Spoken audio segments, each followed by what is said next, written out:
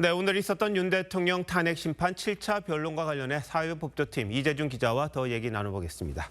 자, 이 기자, 가면 갈수록 윤 대통령 측과 이 헌법재판관들 사이에 이 갈등 내지는 이 다툼, 신경전 거세지고 있습니다. 네, 그렇습니다. 오늘도 그런 장면이 여러 번 연출이 됐습니다. 이상민 전 장관이 증언하던 도중에 윤 대통령이 재판부를 향해서 직접 신문해도 되냐고 양해를 구했는데 문영배 헌재소장 권한대행이 딱 잘라 막은 건데요. 그 장면 보겠습니다.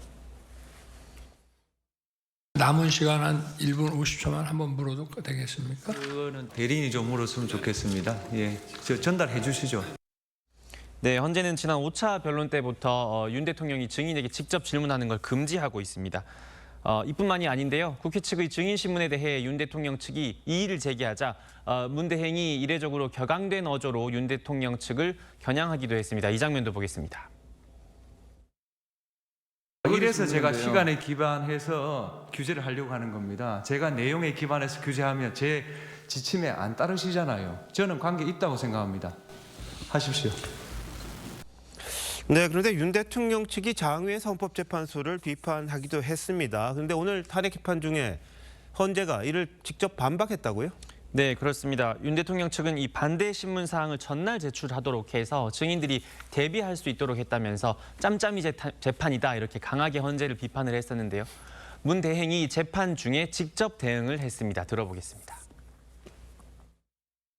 증인 반대 신문 사항을 1일 전에 제출해 달라고 재판부가 요청한 적은 없습니다. 네, 윤 대통령 측의 신문 사항을 요청한 건 재판관이 아니라 헌재 사무과 직원이었고 이를 증인에게 제공한 적도 없다라고 이야기를 했습니다. 헌재 사무과 직원이 재판부 허락 없이 이런 요청을 했는지에 대해서는 설명하지 않았습니다. 아니, 재판관 지시 없이 사무과 직원이 이런 요청을 할 수가 있을까요? 상식적으로 좀 따져봐야 될 부분이 있는 것 같네요. 자, 그런데 헌재가 내부적으로 결정을 내릴 때 어떤 식으로 하는지 이거 잘 모르겠더라고요. 검찰 조서를 증거로 채택한다든지 아니면 탄핵 심판 우선순위를 설정한다든지 모든 게 평의라는 데서 결정을 하던데 이건 어떻게 진행이 되는 겁니까? 네, 이 평의라는 말은 헌법재판관 전원 회의를 이야기를 합니다.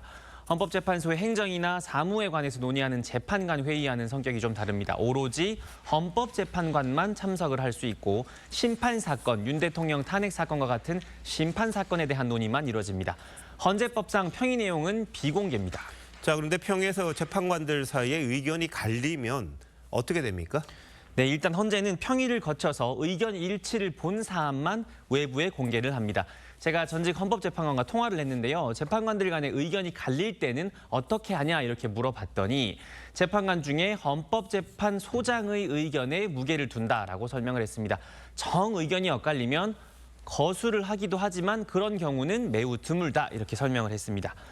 평의는 기록도 남기지 않기 때문에 소수 의견이 나오더라도 외부에서는 알 수가 없습니다. 이 헌재의 내부 의사결정 과정이 철저히 블랙박스에 쌓여 있는 셈입니다. 네, 요즘 뭐 공개하는 게 추세일 것 같은데 어떻게 이런 식이 진행이 되는지 참 궁금하기도 하고 그 내부 갈등을 또 모른다. 이것도 좀 문제가 아닌가 싶기도 한데 오늘 7차 변론이었죠? 추가로 있습니까? 네, 오늘 13일 8차 변론 기일까지만 잡혀 있는 상태입니다. 조태용 국정원장, 김봉식 전 서울경찰청장 등이 심판장에 나옵니다. 윤 대통령 측은 증언을 교차 검증해봐야 한다며 추가 증인 신청을 한다는 계획입니다. 윤 대통령 측의 한덕수 국무총리와 이경민 방첩사령관 직무대리 증인 신청은 기각이 됐습니다. 아, 그렇군요. 뭐 받아들일지 한번 봐야겠군요. 이 기자 잘 들었습니다.